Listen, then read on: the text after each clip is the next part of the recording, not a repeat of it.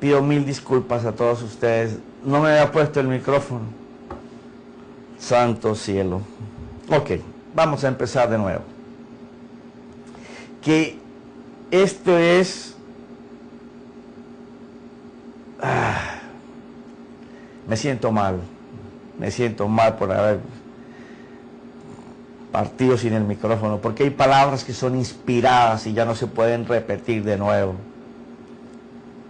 Pero bueno, voy a tratar de seguir y después recupero esa otra parte.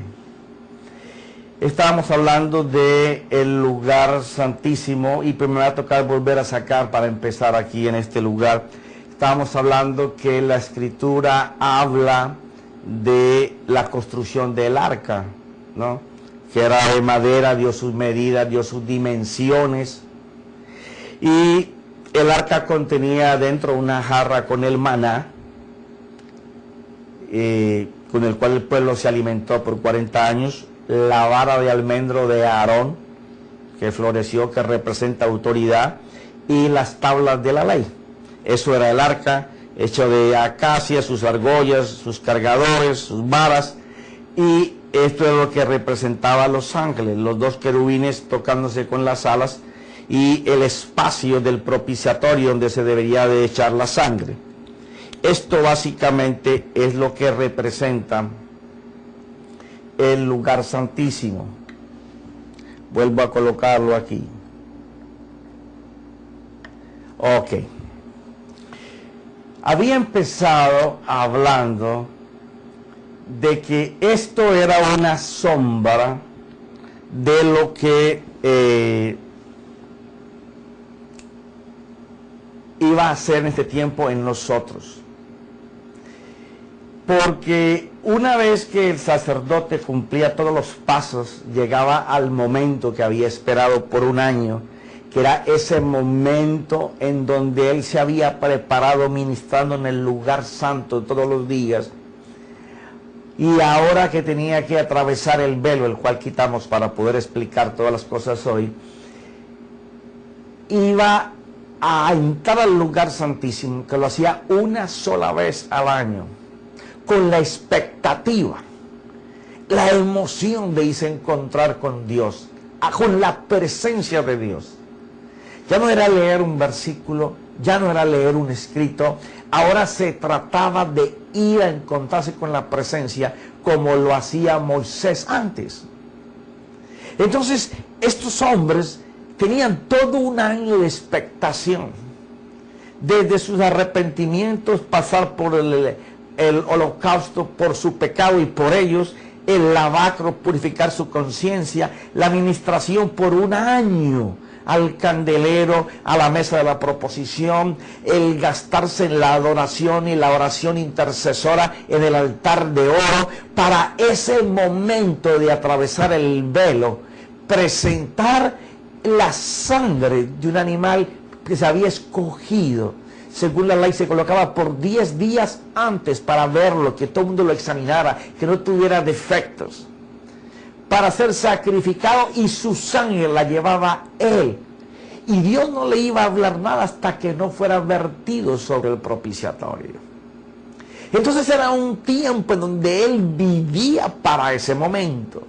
Un momento expectante, cuando los días se acercaban, esa expectación, la esperanza de poder hablar con su Dios. Por eso comentaba que estaba ayer compartiendo en la iglesia sobre lo importante de la expectación. Cuando usted no tiene expectación, usted no tiene esperanzas. Porque la expectación es aquello que tú estás esperando que suceda. Es la fuerza que mueve tus esperanzas. Cuando tú no tienes expectación, tus esperanzas están quietas. Son nubes sin lluvia, sin agua, vacías, dispersas, que se van a juntar quién sabe cuándo para cargarse con la atmósfera con agua. Pero la expectación lo que crea es una pasión que va a activar tu motivación para que tenga la actitud de búsqueda del Señor. Eso era lo que le pasaba al sumo sacerdote. Él estaba siempre esperando ese momento. Y quiero hacerte énfasis en esto. ¿Por qué razón? Porque nosotros tenemos que tener la expectación fuerte, constante, permanente de tener esos encuentros con Dios. Porque la plenitud de Dios ha sido colocada sobre nosotros. Y no debemos de conformarnos solamente con que nos dé trabajo o que las bendiciones materiales enseñen de que soy hijo de Dios. No, hay algo más excelso, hay algo más sublime. No podemos estar en este tiempo en que el Señor está acelerando todas las cosas. Este es un tiempo de aceleración, en donde Hechos 3:21 se va a cumplir. Hechos 3:21 dice que el Cristo de la gloria está retenido en el cielo hasta que la iglesia sea restaurada en todas las cosas. Y lo que va a ser restaurado en la iglesia va a ser la iglesia primitiva. El paso arrollador de la iglesia primitiva. Gente que no tenía muchos escritos, pero tenía mucha vida de Dios. Gente que sabía valorar el sacrificio de Jesucristo, la sangre derramada del Señor, el sacrificio de cargar el pecado sobre Él. Entonces esta gente tenía una pasión y una expectativa por ver lo que Dios iba a hacer, que como te lo dije ahora, en Santiago dice, hermanos, tened por sumo gozo cuando os halléis en diversas pruebas. Eso parece una locura. Que a usted le haga faltan cosas y que necesite que se resuelvan cosas y usted esté gozoso. Porque es que el gozo del que habla allí solo viene cuando tú tienes expectación. Porque ese gozo es el que solo el Espíritu da. Cuando tú vas a Gálatas 5:22 y miras el fruto, porque el Espíritu no tiene frutos, no es con ese, es singular, un fruto que tienes 9 semillas. La primera es amor, gozo y paz. Cuando tú conoces el amor de Dios, que es lo que hemos estado hablando, tienes el gozo, la expectativa. La expectativa te crea el gozo. Por eso es que ellos en las aflicciones estaban gozosos, porque sabían que va a ser Dios. ¡Wow! El Señor tiene que hacer algo. Siempre lo ha hecho. Este momento difícil es porque Dios va a hacer algo. Pero ¿cómo se llama esa expectación que te nace con esa confianza? Que te da ese gozo. Vivir en presencia. Y para vivir en presencia hay que estar en el lugar santísimo siempre. Eso es muy importante, familia. Si nosotros no estamos en presencia continua de Dios, nuestra expectativa es muy baja y nuestras esperanzas se diluyen muy fácil. Entonces hablamos de una fe, pero una fe que no produce porque no tiene expectativa de qué va a hacer Dios. Cuando hay expectativa de qué va a hacer Dios en el problema que tengo, tú estás en presencia. Porque tienes que estar en presencia para tener la expectativa de qué Dios me va a decir, qué Dios me va a hablar, qué Dios va a hacer. Eso era lo que el sumo sacerdote vivía durante todo el año para entrar esos momentos al lugar santísimo. Pero yo sé que eso se va a correr después más. Ahora vamos a hablar de lo que representaba. No me acuerdo si quedó grabado o no cuando leí cómo el Señor mandaba hacer las cosas sobre el arca y el propiciatorio, pero para no regresar, eso está en Éxodo 25, del 10 al 22. Entonces vamos a seguir con unos apuntes que tenía aquí. Me dolió muchísimo haber perdido esos primeros minutos. Dice así lo que he copiado. El más elevado de todos los elementos del tabernáculo, al igual que su tapa, son los querubines, conocido como el propiciatorio. Todos los rituales del tabernáculo, desde sus atrios, tenían como finalidad llegar al lugar santísimo. Y el anhelo de todo sumo sacerdote era ser aceptado por Dios y oficiar delante de su presencia y con el favor de los pactos en él. Esto sí que es importante. Y esto es muy importante. Cuando nosotros entendemos lo que nosotros somos ahora, porque nuestro sumo sacerdote Jesucristo nos convirtió en sacerdotes. no solamente cargó nuestro pecado, no solamente lo venció, lo exhibió públicamente y lo ganó para nosotros, para que nosotros en Él podamos gozar de la libertad que da Él, que Él venció nuestra debilidad, nuestro pecado, nos hizo y nos capacitó, nos hizo sacerdotes y nos capacitó espiritualmente para venir de aquí a este lugar.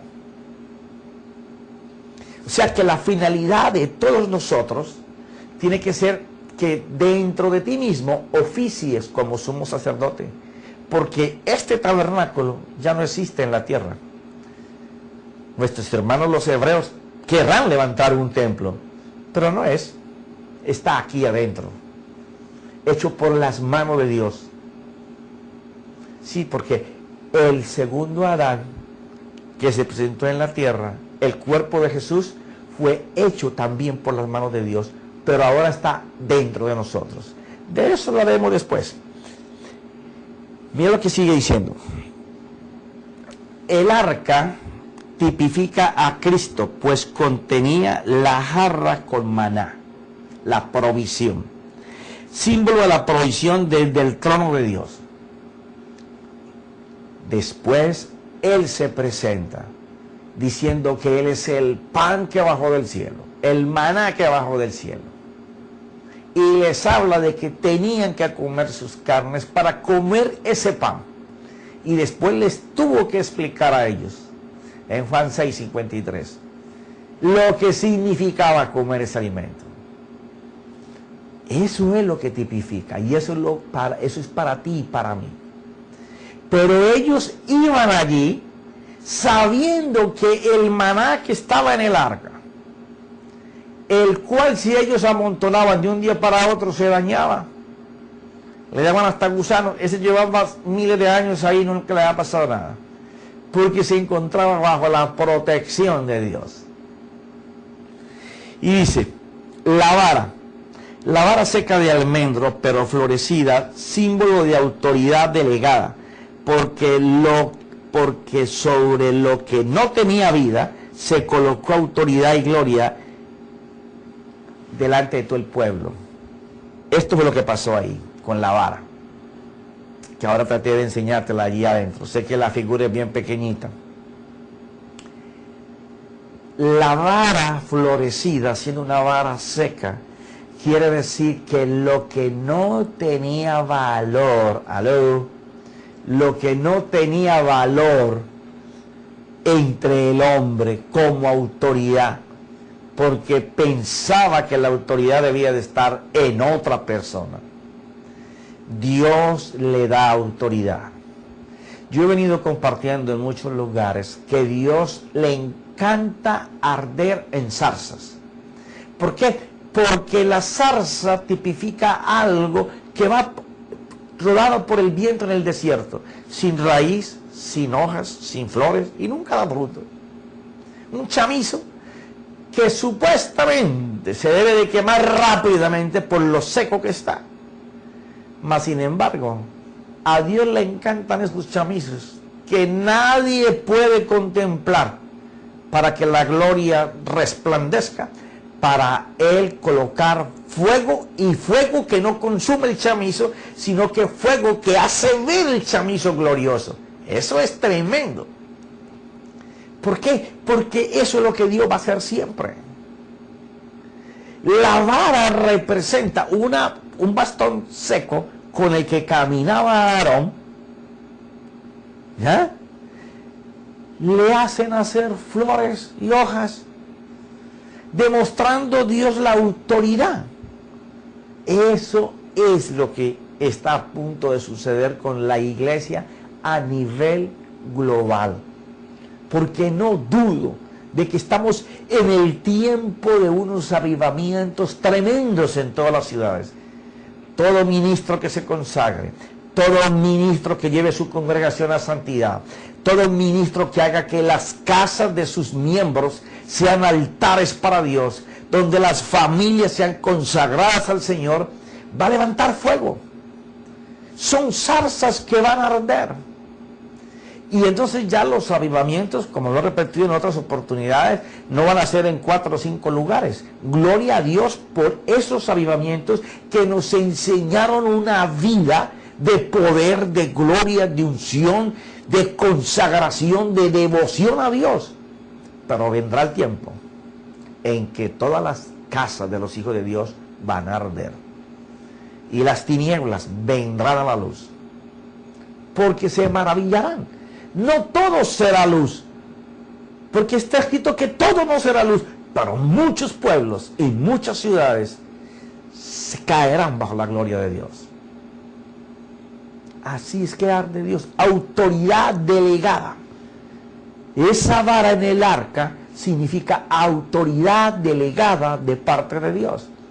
Ahora fíjate, Él es el arca, porque Él contiene todo lo de Dios. Pero Él es el pan de vida. Al tiempo, Él es la autoridad delegada de parte de Dios para ejercer sobre la tierra. Dice que por el poder de su palabra se sostienen todas las cosas.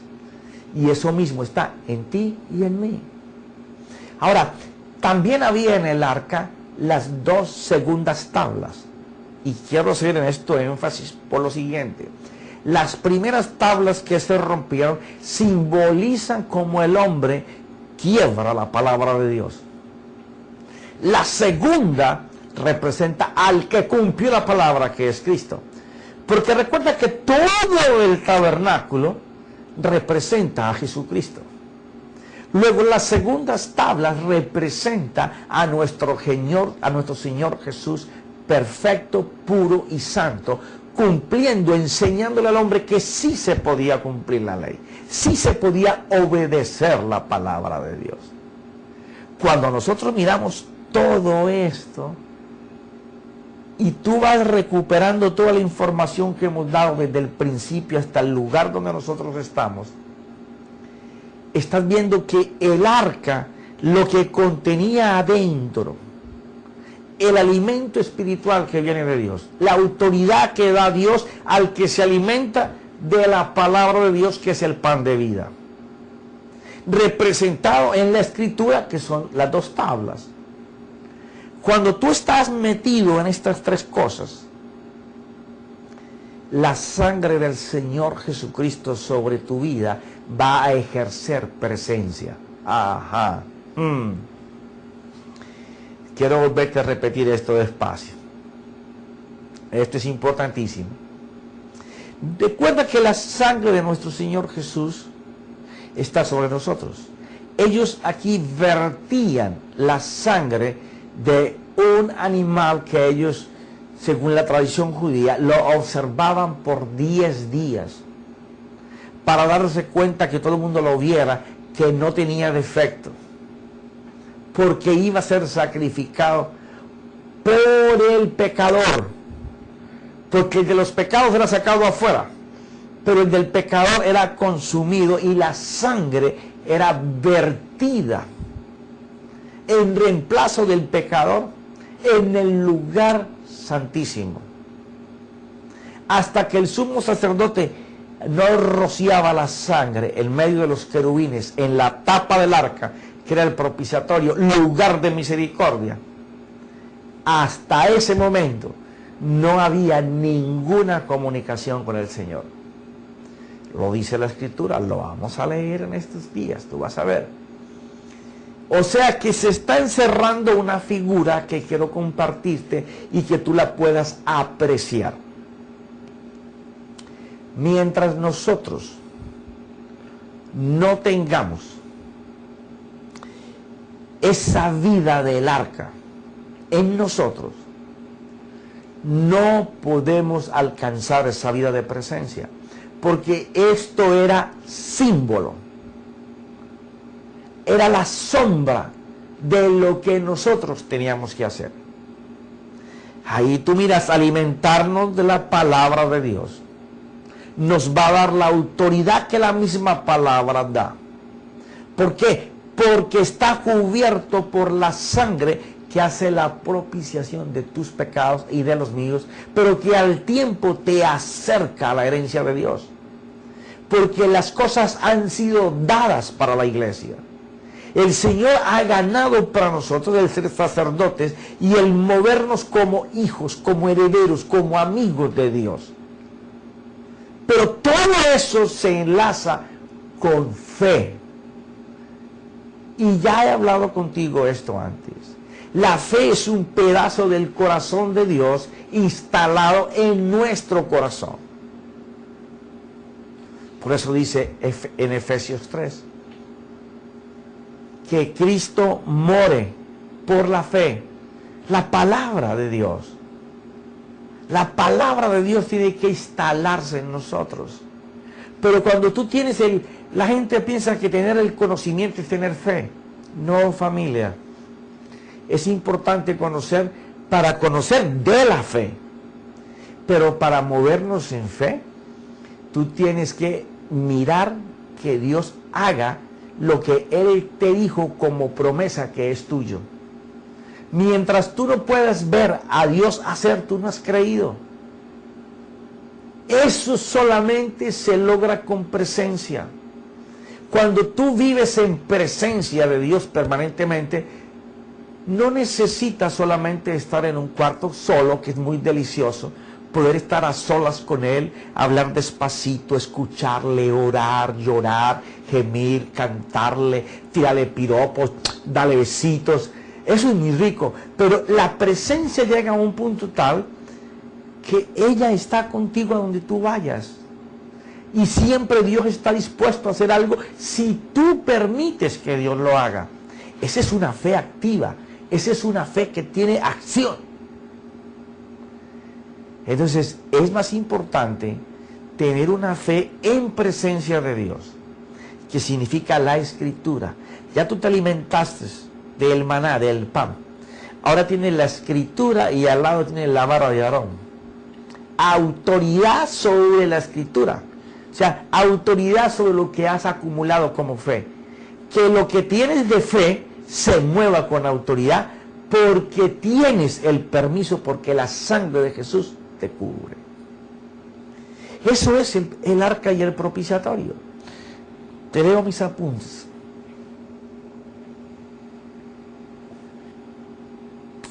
Las tablas de los 10 mandamientos que te enseñarían el pecado, todo esto comprende la figura corporal del verbo, o sea, lo que el espíritu de la palabra contiene y otorga.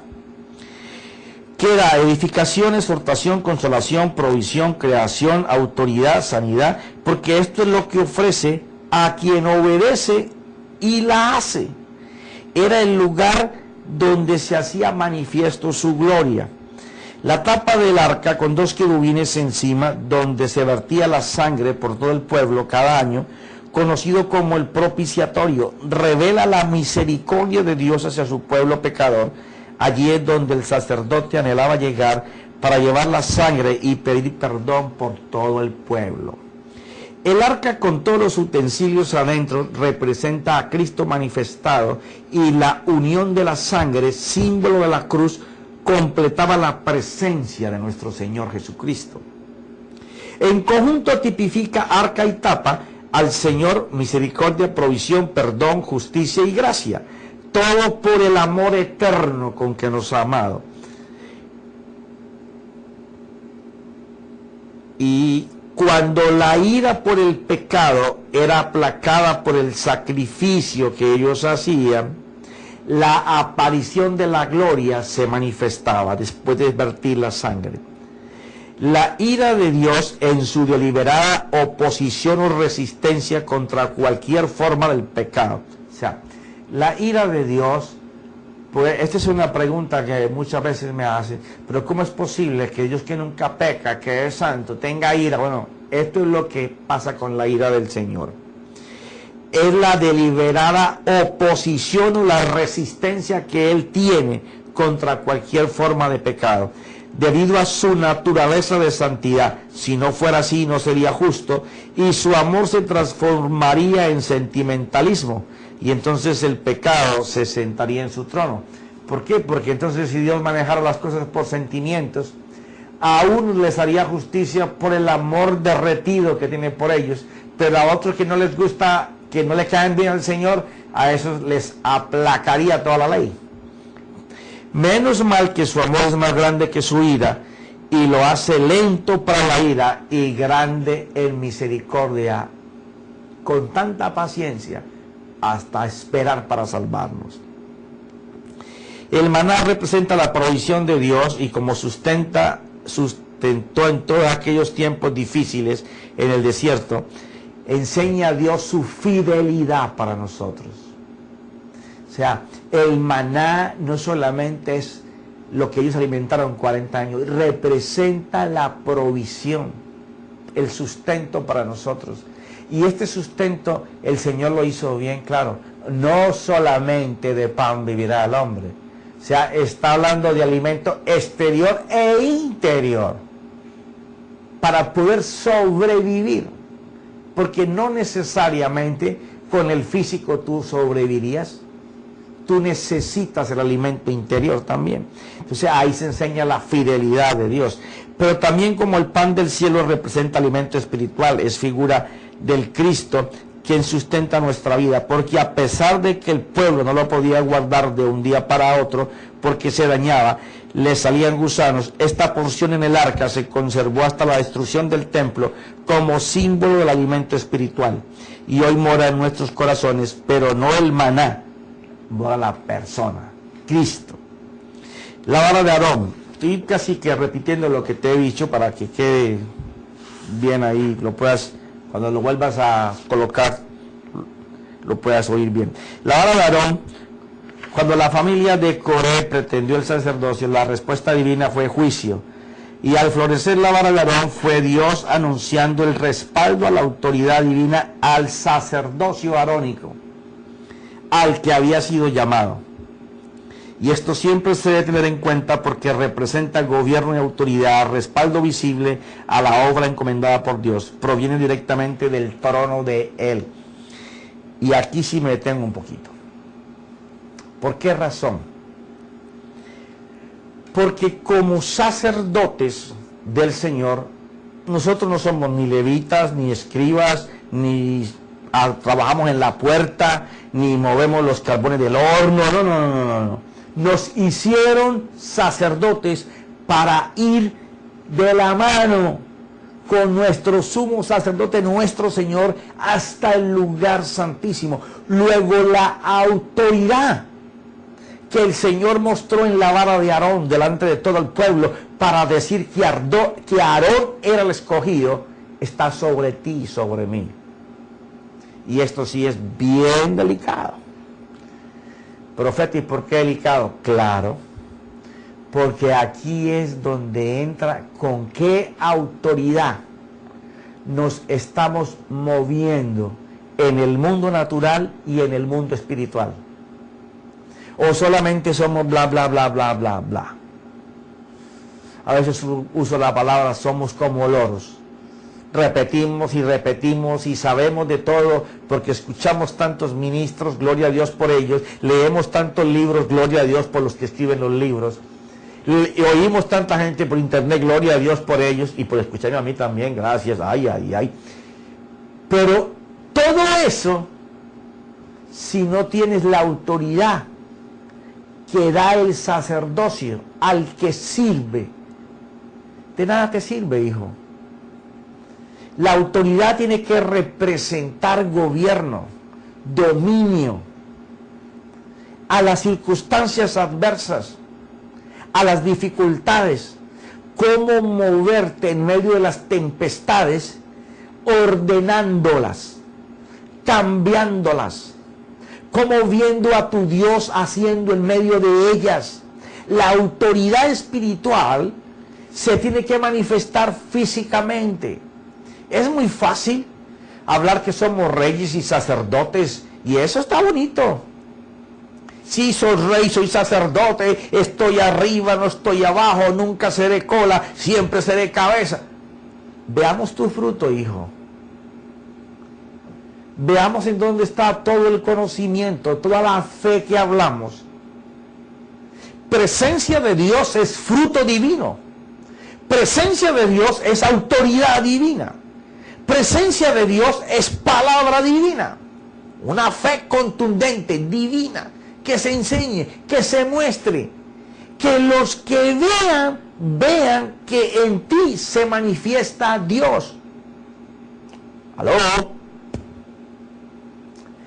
Lo que estamos hablando es que el arca representa presencia en tu fe. ¿Aló? ¿Por qué? Porque ahí está el sustento físico y espiritual en el maná.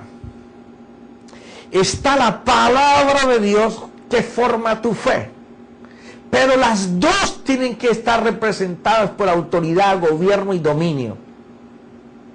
Yo sé que el momento es difícil, pero aún en el momento difícil, tú tienes que tener la expectativa de lo que Dios va a hacer. Porque a mí toda la Biblia me enseña que en los momentos difíciles fue cuando Dios hizo.